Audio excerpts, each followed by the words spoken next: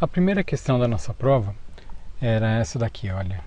A função de demanda de um determinado produto é dada pela fórmula P igual a 560 menos 4x, em que P é o preço do produto e x a quantidade. Então você tem uma forma do preço aqui, de forma que o preço varia dependendo da quantidade vendida aqui. E a questão pede para você determinar o preço que maximiza o lucro, sabendo que o custo em reais é dado pela fórmula. Então é dada a fórmula do custo aqui. Bom, vamos dar uma lida no enunciado. Olha, eu tenho que procurar o preço que maximiza o lucro. Isso que quer dizer que eu tenho que, antes de mais nada, encontrar a função do lucro, a função que me dá o lucro, né? Então perceba, se você se lembrar que o lucro é igual à receita menos o custo, eu tenho o custo aqui e não tenho explicitamente a receita, mas tenho como conseguir. Olha, dá uma olhada aqui, olha. A receita vai ser o preço vezes a quantidade. O preço não é um preço fixo, ele é dado por uma fórmula. Mas se eu multiplicar essa fórmula aqui, ó, 560 menos 4x, pela quantidade x, eu vou ter a fórmula da receita. Então a fórmula da receita vai ser 560x menos 4x2. E eu tenho o custo, é dado aqui. Então para eu fazer a fórmula do lucro, basta eu pegar a fórmula da receita e subtrair dela a fórmula do custo. Tá bem? Tudo isso aqui. Tá? É importante que você se lembre que você tem que subtrair tudo isso aqui. Então você tem que fazer isso entre parênteses aqui. Tá bem? Tirando esses números de dentro do parênteses aqui, para fazer isso eu tenho que inverter o sinal de cada um. Então aqui, ó, x3 sobre 3 está positivo, aqui fica negativo. Aqui o menos 6x2 está negativo, fica positivo. Aqui está positivo, fica negativo. E aqui está positivo, fica negativo. Eu tenho essa fórmula aqui. Agora perceba aqui, ó, 560x e 515x são termos semelhantes. Eu posso juntar os dois. Menos 4x2 e 6x2 são termos semelhantes, eu posso juntar os dois também. Então, fazendo essa junção, ó, 560 menos 515 vai dar 45x, menos 4x2 mais 6x2 vai dar 2x2 ao quadrado, o menos x3 sobre 3 repete, menos 13 repete. Então, eu tenho aqui agora um negócio que eu não tinha no começo, é a fórmula do lucro, a função do lucro. Tá? Se eu vou estudar máximos e mínimos dessa função, uma das formas de fazer isso é você usar o conceito de derivada. Então, eu posso fazer a derivada dessa função e estudar os pontos críticos dessa derivada aqui, tá vendo? Olha, então, eu derivei, ó, 45x, a derivada é 45. 2x2, a derivada é 4x. Menos x3 sobre 3, a derivada é menos x ao quadrado. E menos 13, a derivada é zero. Então, a derivada da função lucro é essa função aqui. Os pontos críticos, eles acontecem quando essa derivada é igual a zero. E ela é igual a zero quando isso aqui, ó, 45 mais 4x menos x ao quadrado, forem iguais a zero. Tá bem? Isso aqui é uma equação de segundo grau. Se você quiser, existem alguns métodos, né? Um dos mais conhecidos é por essa fórmula de Bhaskara aqui, né? Você substitui os valores nessa fórmula aqui, e aí eu vou ter duas soluções. Uma das soluções eu tenho que x é igual a menos 5 e a outra solução x igual a 9. Então eu tenho duas soluções aqui, né? Menos 5 e 9. Eu preciso ver agora o seguinte, se esses pontos aqui, x igual a menos 5 e x igual a 9, se eles são pontos de mínimo ou de máximo. Então você pode analisar o sinal da derivada para ver isso. Por exemplo, eu vou escolher, você percebe que eu tenho três intervalos aqui, ó, tenho esse intervalo, que são valores menores do que x igual a menos 5, o intervalo que vai do x igual a menos 5 até o x igual a 9, e o intervalo que vai para valores de x maiores do que 9. Eu vou considerar, primeiro, vou começar por esse intervalo aqui. Vou pegar um número qualquer, menor do que menos 5. Então eu peguei aqui, ó, menos 10 atende, né? Ele é menor do que menos 5. Se você substituir menos 10 na função da derivada, olha o que acontece aqui. Vai dar 45 mais 4, ao invés de x, menos 10. Menos, ao invés de x ao quadrado, menos 10 ao quadrado. Fazendo isso aqui, resolvendo isso aqui, você tem que a derivada aqui é negativa, é menos 95. Então a derivada aqui é negativa.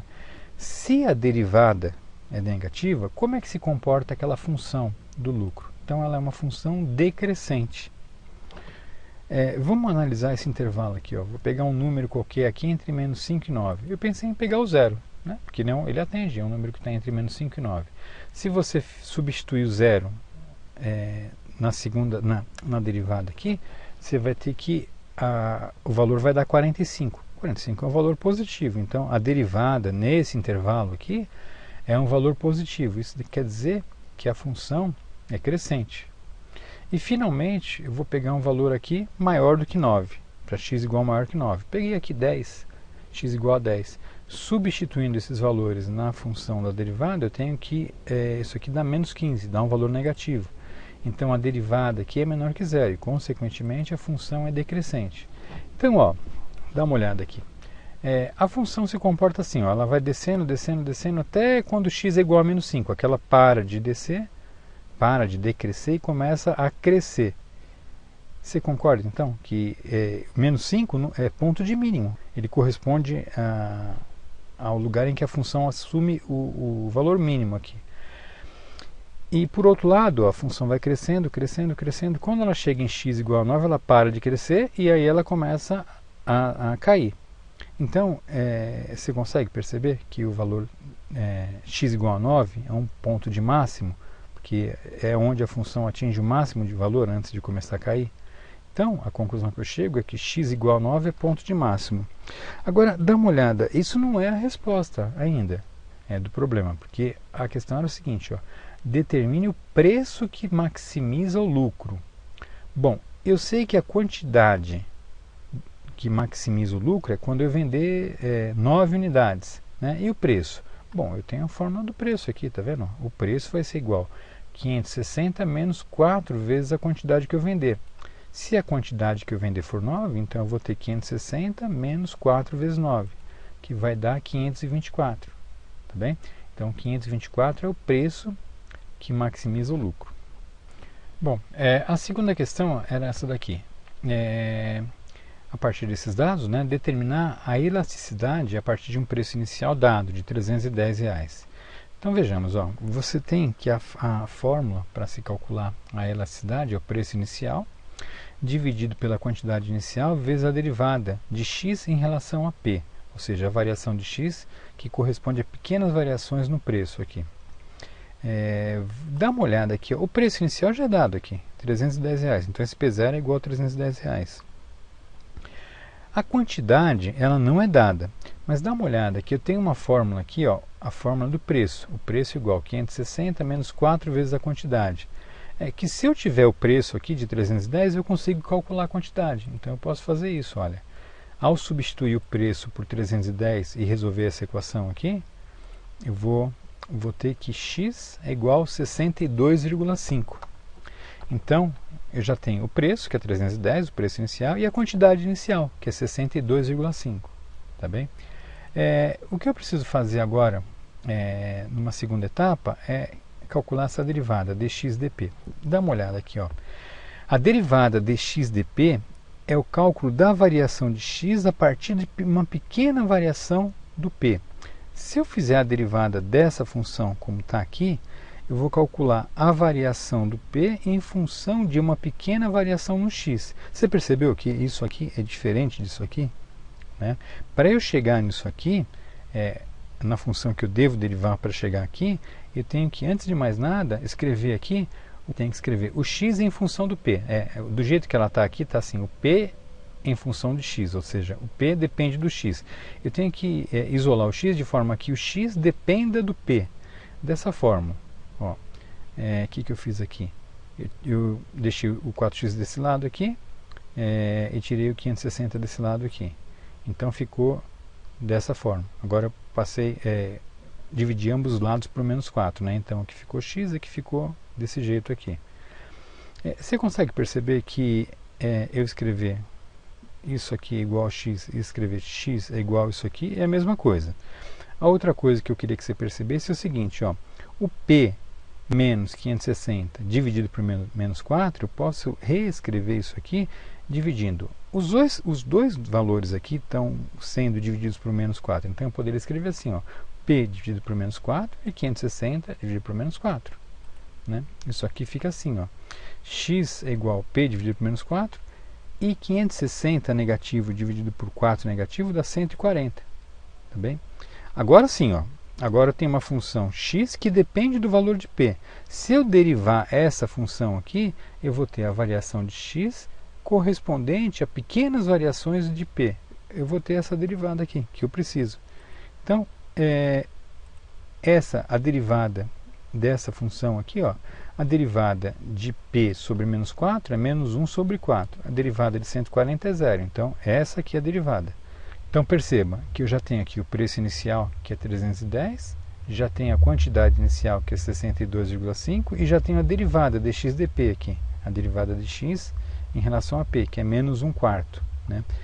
Como eu estou escrevendo isso aqui em fórmula de módulo, quer dizer que eu posso ignorar esse sinal de negativo, que eu posso reescrever sem o sinal de negativo. E aí, se eu fizer essa conta aqui, ó, vai dar 310 em cima, dividido por 250 embaixo. Que se você fizer a divisão, dá 1,24. Então, a elasticidade é 1,24. Tá bem? No próximo exercício, ele perguntava assim, se ao invés de variar, qual seria a variação percentual na demanda decorrente da variação de 2% no preço. Olha, isso aqui corresponde à variação correspondente a 1% no preço. A queda na demanda correspondente à variação de 1% no preço. Se você quiser saber a variação na demanda correspondente à variação de 2% no preço, basta multiplicar isso aqui por 2. Tá bom? É isso. A próxima questão era essa daqui, olha. A receita de uma empresa é dada em reais pela fórmula, por essa fórmula aqui, né? A receita é igual a 2x² mais 3x menos 193. E o x representa a quantidade de unidades produzidas. E aí pede para você calcular qual vai ser a variação da receita que decorre da venda de uma unidade adicional além da 100ª unidade. Então veja, se você tem que calcular a receita, você usa a fórmula da receita, né? Essa fórmula aqui que é dada. Agora, se você tem que calcular a variação da receita, você não usa essa fórmula, você usa a derivada dessa fórmula, né? Que é a função receita marginal. Então, se eu derivar a função receita aqui, olha, a derivada de 2x2 dá 4x, a derivada de 3x dá 3, a derivada de 193 dá 0. Então, essa aqui é a função receita marginal. Essa função aqui ela não serve para calcular a receita, mas ela serve para calcular pequenas variações. Ela serve para calcular a receita a partir de pequenas variações na quantidade vendida. Então, se eu quiser saber qual que vai ser a variação da receita decorrente dessa quantidade vendida aqui, 102 unidades, eu vou substituir esse 102 aqui no lugar do x. E aí vou fazer as contas aqui, vou ter que 411. Tá bem? Então é isso. Essa é a resposta. Se você vender uma unidade a mais além da 100ª aqui, você vai ter uma variação na receita de R$411. E por último, essa daqui, né? Você tinha a função poupança de uma empresa, era dada por essa fórmula, né? A função poupança era igual a y, que é a renda, menos 70 vezes y elevado a 0,5 menos 100. E o y é a renda. Então, suponha que a renda dessa família seja de R$10.000. Calcule a propensão marginal a consumir. O que quer dizer? A propensão marginal a consumir, em outras palavras, é o seguinte: se essa família ganhar R$1 a mais a partir dos R$10.000, quanto é que ela vai consumir desse R$1? Né? Quanto é que ela vai consumir desse R$1? Ela vai guardar todo esse R$1, vai consumir 50 centavos e poupar 50 centavos, vai consumir 30 centavos e poupar 70, tá bem? É isso que é a propensão marginal, tanto a consumir quanto a poupar. Aqui eu tenho a função poupança. Se eu fizer a derivada da função poupança, eu acho a fórmula da propensão marginal a poupar. Então, ó, a derivada de y aqui é 1. A derivada de menos 70 y elevado a 0,5. É isso aqui, ó. 0,5 multiplica o y, desce aqui. E aqui eu faço 0,5 menos 1, vai dar menos 0,5. E o 70 ele funciona como uma constante aqui, né? E a derivada de menos 100 é zero, não precisa escrever aqui, tá bom? Então, isso aqui, eu multiplicando 70 por 0,5, eu vou ter essa fórmula aqui, desse jeitão aqui, ó, 1 menos 35y elevado a menos 0,5. Se eu substituir a renda da família no lugar de y aqui, eu vou ter a propensão marginal a poupar, né? Então, se eu substituir 10 mil aqui, vou ter ter que fazer esse cálculo aqui, né? 1 menos 35 vezes 10 mil elevado a menos 0,5. Eu sei que 10 mil elevado a menos 0,5 é a mesma coisa que eu posso passar ele para a parte de baixo da fração aqui e alterar o sinal do expoente, né? E 10 mil elevado a 0,5 é a mesma coisa que a raiz quadrada de 10 mil, que é igual a 100. Então aqui vai ficar assim, ó, 1 menos 35 sobre 100, que vai dar 1 menos 0,35, que é igual a 0,65. Isso aqui é o seguinte, o que isso quer dizer então? Isso aqui é a propensão marginal a poupar. Isso quer dizer que se a família ganhar R$1 a mais, além dos 10 mil reais, ela vai poupar 65 centavos desse R$1. Tá bem? Agora, dá uma olhada na questão aqui da prova. Ó. Ela não está pedindo o que a família poupa, está pedindo o que a família consome. Bom, a resposta parece ser óbvia. Se ela poupa 65 centavos de cada R$1 a mais que ela ganhar a partir dos 10 mil reais, quanto é que ela vai consumir? Bom, ela vai consumir a diferença entre 1 e 65 centavos. Ela vai consumir 35 centavos então. Tá bom? É essa a resposta.